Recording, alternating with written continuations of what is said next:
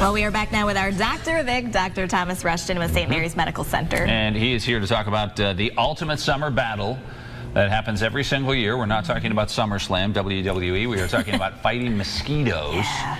And some people have more trouble with mosquitoes than others. That's me, yeah. You have trouble with mosquitoes? All the time. Why would some people have more trouble with mosquitoes than others? Well, you know, first of all, mosquitoes, the females have to have a blood meal. They're trying to make their babies.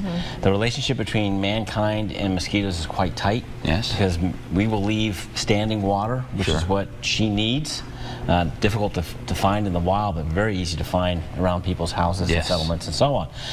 So that's going to be the first issue. Now, you know, in terms of who they're going to bite, you know, they'll bite what is available, but they're actually honing in from 50 meters away. Wow, that far. They can sense the human blood from, well, the warmth from 50 meters away. What they're sensing has been the matter of debate, but it looks today that carbon dioxide and lactic acid are the critical chemicals that she's picking up on. Interesting. So if we are exercising, breathing more heavily, we're getting more hot, then we're going to be we'll be producing more carbon dioxide, we'll have higher levels of lactic acid. So that's going to be an issue right there. So warmth, because he's always warm, and I'm always cold. Yeah, her hands are like blocks of ice. Same with Chelsea. Like, and I'm always, as we saw earlier, I have the fan going in here all the time because, I mean, I really am. I mean, my body temperature is like a heater. I'm warmer. So we would expect that you'd actually have more mosquito bites. But one of the things I've noticed, I use the stuff all the. I use the spray all the time. So that's I have to. There's that part of it. Light colored clothing is also a good way to go. If you're pregnant, you're going to attract more mosquitoes. Really? Right. Wow. For the same reason, you're actually gaining weight. You're actually at an upper or a higher metabolic rate, so you're going to have more lactic acid, more carbon dioxide. Okay. I guess that makes sense. But a lot of people are getting bitten and they're not having the reaction.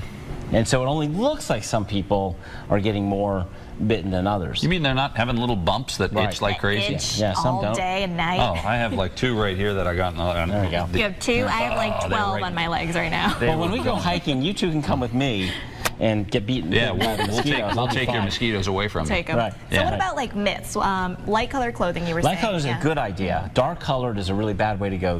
Because of the ultraviolet radiation that they sense, that's a visible spectrum.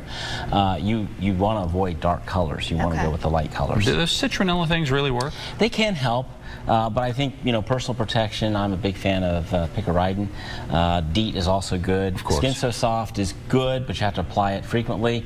There is a product that actually has Skin So Soft, that chemical, and the picaridin, so I think that's a better way to go. People have said, well, if you're drinking beer, that you'll have less bites. If that actually helps, all I can think of is that you've fallen asleep and you're just not making as much carbon dioxide and lactic acid as your buddies who are still drinking playing volleyball. And perhaps you're not even noticing or caring about the mosquitoes feasting on you. That may be true. Yes, that's right. Now, what about garlic and B12? These are a couple things I've heard. Myths, facts? Yeah, those are all myths.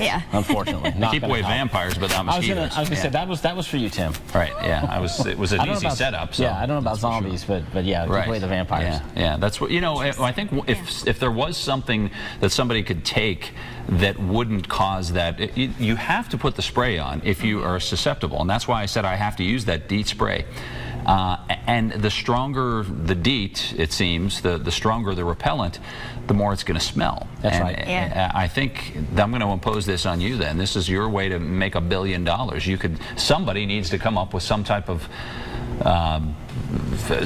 spray that doesn't have that tremendously horrible chemical smell to it. And DEET is very, very effective, but it is very complex organic chemical. It will actually remove paint. It will dissolve plastic. Wow. So we generally, of course, at 10% spray, that's not going to be an issue.